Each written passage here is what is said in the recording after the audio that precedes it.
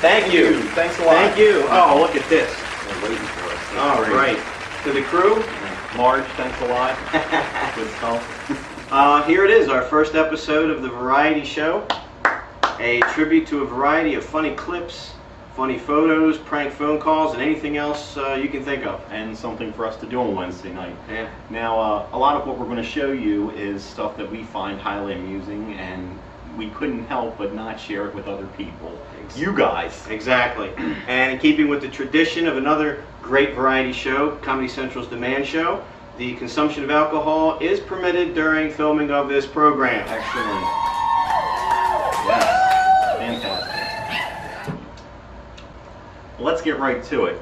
Our first segment tonight deals with a noted radio personality who has also done work as voiceover for animated features.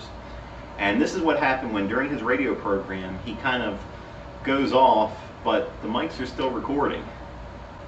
Yes, and I never get tired of listening to it. Here's what happens when Casey Kasem has a temper tantrum. Check it out.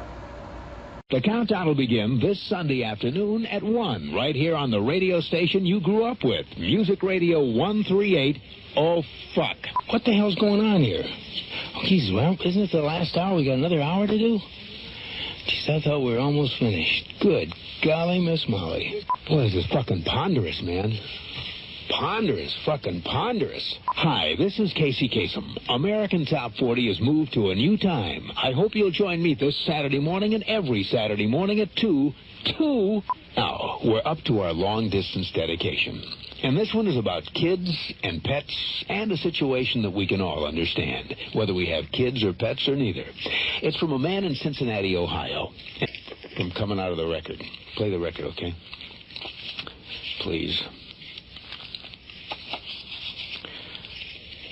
See, when you come out of those up-tempo goddamn numbers, man, it's impossible to make those transitions.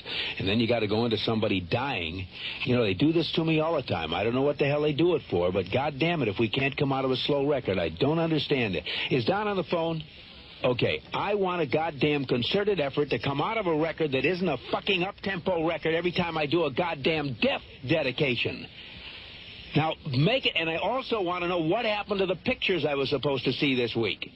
This is the last goddamn time I want somebody to use his fucking brain to not come out of a goddamn record that is, that's up-tempo, and I got to talk about a fucking dog dying. I don't think I'll listen to American Top 40 the same way again. We're listening to Shaggy on Scooby-Doo either. Zoinks! Our next segment are movies we don't want to see. Films like Forrest Gump 2, Gump Harder, Police Academy 12.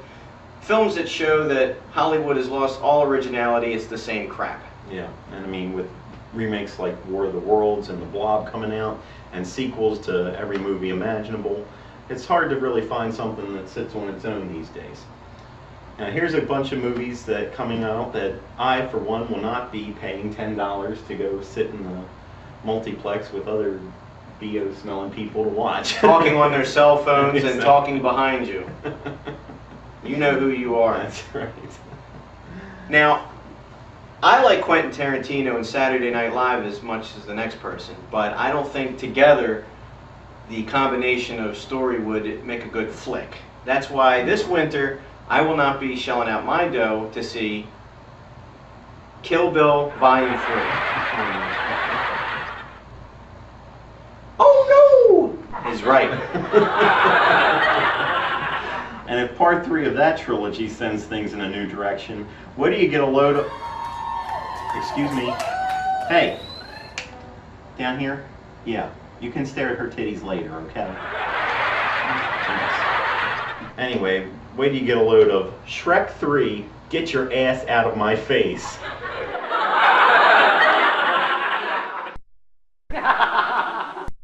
Hey, I'd rather have an hour conversation with Tom Cruise about Scientology than vex upon that turd. Yeah, I heard Tom Cruise saw the trailer for this movie, and now he's on antidepressants.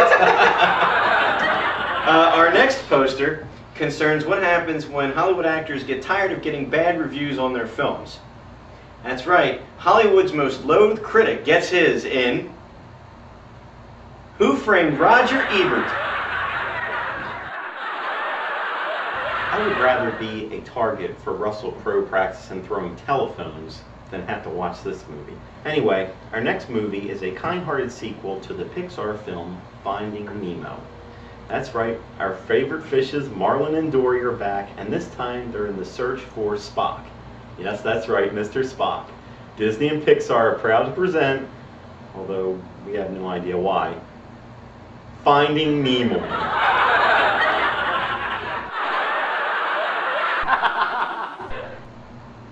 Okay, maybe I'll check that one out. I'll wait for the DVD. Okay, we're going to take a commercial break, but we'll be back with some more fun, so stick around.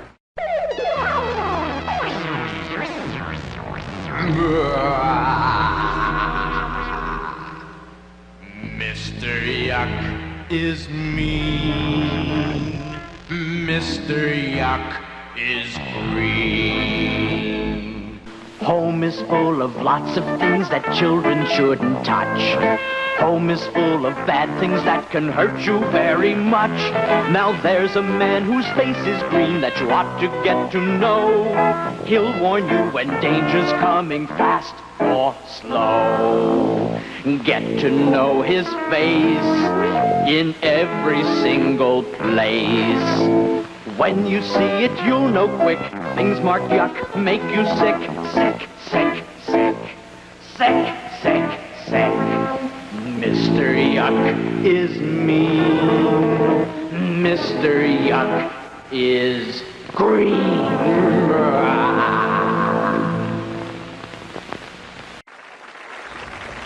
Welcome back. Our next segment shows how pathetic a society has become over the last 30 years. Yeah, we used to like to watch shows like America's Funniest Home Videos because the camcorder was rolling at that time when somebody got hit in the balls with something. Anyway, it also proved to other countries that Americans are the craziest and clumsiest sons of bitches in the world. Now we're going to show you a series of funny and sometimes shocking clips that just show people doing the dumbest things. This is stuff that America's Funniest Home Videos couldn't show you. Right. Now, based on the content of what you're about to see, if these shocking moments offend you or disgust you, you may want to cue up your DVD remote to the next chapter. Now, with the viewer disclaimer aside, we proudly present the Video Darwin Award.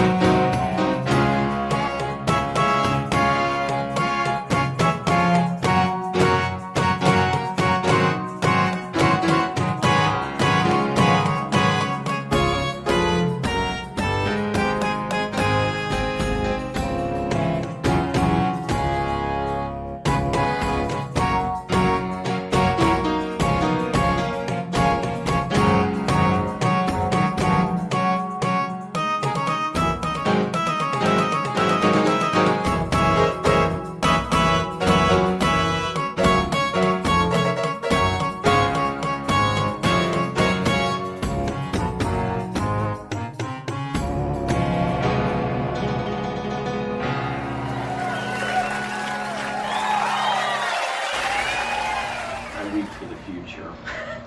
I weep for the present. Save for a few accidents in that last skit, those other goofballs really made an impression when trying to improve the human gene pool. Well, on that note, I think it's time we took a break. We'll have some commercials, and then we'll be right back. This is The Variety Show.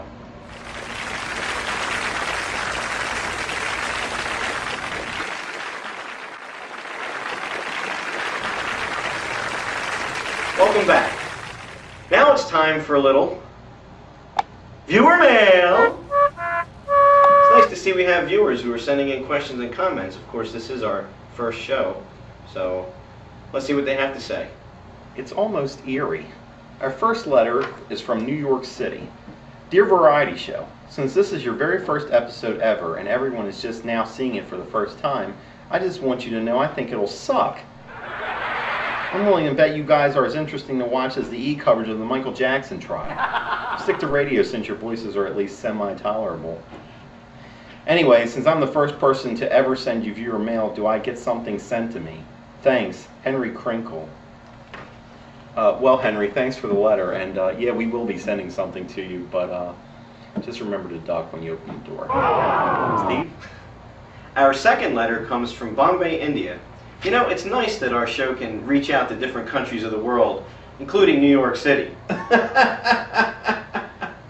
They write, Dear Variety Show, I know you guys aren't really into politics, but it would mean a lot for me to hear your opinion of the Iraqi war and if you are both Bush supporters. Personally, I think he's a that eats sheep's eyes and their empty sockets. That's why I'm staying in India. Well, thanks for writing, Kamal. This is an interesting letter, and I know the show is not about politics, but I will say my feelings about the whole war and my thoughts on our current president. See, I feel that we are currently experiencing technical difficulties. Please stand by. And so I hope I've cleared up my thoughts on the Bush administration. Well said. Well, that's our show. We would like to end with the tradition of the Comedy Central Classic The Man Show by paying tribute to Bill Foster, aka The Fox, who was the fastest beer drinker in the world before he left us in 2000. So everybody raise your brewskis and a tribute to Bill. Ziggy zaggy, oi, oi, oi. Ziggy zaggy, oi, oi, oi. Ziggy zaggy, oi, oi, oi.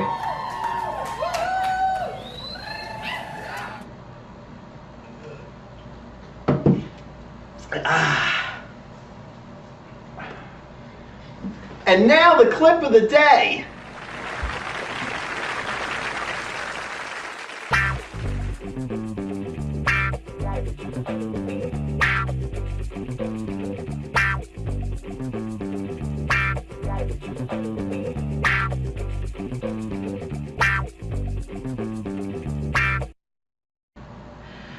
Good night.